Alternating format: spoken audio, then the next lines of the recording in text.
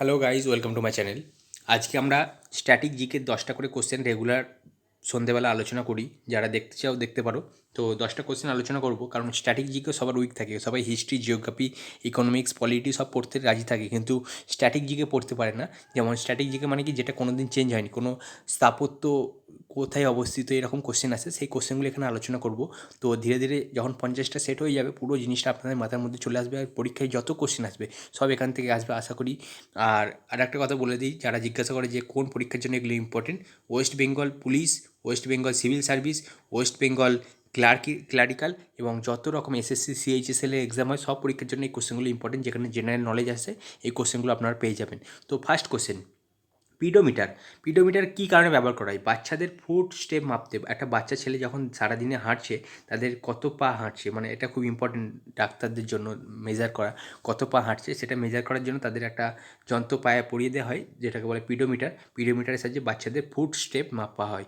তারপরে question, my music my life কার autobiography? কার আত্মজীবনী নাম my music my life? Pandit Ravi Shankar, okay, যিনি সেতার বাজাতেন। ইনি কী বাজাতেন? সেতার, মনে রাখবেন। তারপরে কোশ্চেন, আলফা কেরাটিন এক ধরনের প্রোটিন, এটা কোথায় পাওয়া যায়? আলফা কেরাটিন এক ধরনের প্রোটিন, এটা পাওয়া যায় উলের মধ্যে। উল মানে যেটা পশম বলি আমরা, তার মধ্যে আলফা কেরাটিন প্রোটিন পাওয়া যায়। তারপরে কোশ্চেন, রেগুর মাটি কী চাষের জন্য ভালো? রেগুর মাটি কার্পাস চাষের জন্য ভালো। তারপরে question, Similipal wild life sanctuary কোথায় অবস্থিত? উড়িষ্যায়। সিমলিপাল ওয়াইল্ড লাইফ স্যাংচুয়ারি কোথায় অবস্থিত? উড়িষ্যায়। এর সঙ্গে আর একটা কোশ্চেন বলে দিই, উড়িষ্যায় কী আছে? ব্ল্যাক প্যাগোডা বলা হয়। ব্ল্যাক প্যাগোডা কাকে বলা হয়?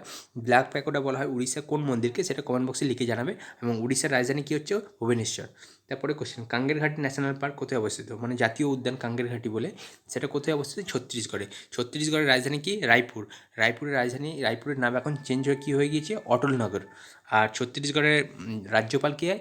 রাজ্যপাল কী আছে? অনুসুয়া উকাই, এটা মনে রাখবেন। আর ছত্তিশগড়ের যে প্রধান সিএম আছেন, মানে চিফ মিনিস্টার আছেন, মুখ্যমন্ত্রী, তার নাম কি? ভূপেশ বাঘেল, ওকে। এগুলো খুব ইম্পর্টেন্ট, কারণ স্ট্র্যাটেজিকে যেখান থেকে খুশি আসতে পারে, যতটা পারি এখানে আলোচনা করে দিই।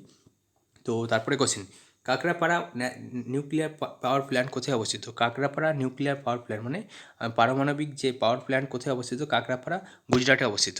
তারপর কোশ্চেন, ভারতের দীর্ঘতম নদী কী? দীর্ঘতম নদী কি? গঙ্গা। দক্ষিণ ভারতের ম্যানচেস্টার বলা হয় কাকে? কোয়েম্বাটুরকে। ভারতের ম্যানচেস্টার বললে আহমেদাবাদকে, আর দক্ষিণ ভারতের ম্যানচেস্টার কোয়েম্বাটুর। কোয়েম্বাটুর কোথায় অবস্থিত? তামিলনাড়ুতে। আর তারপরে কোশ্চেন, রাজাজি টাইগার রিজার্ভ কোথায় অবস্থিত? রাজাজি টাইগার রিজার্ভ, সেটা উত্তরাখণ্ডে অবস্থিত। আর এর সঙ্গে আরেকটা কোশ্চেন আপনাদের সবার শেষে বলে দিই, যেটা আমার মনে হয় ইম্পর্টেন্ট, যে ভারতের ফার্স্ট ন্যাশনাল পার্ক মানে জাতীয় উদ্যান কোথায় অবস্থিত? উত্তরাখণ্ডে অবস্থিত। তার নাম কি? Hailey's national park. Hailey's national park.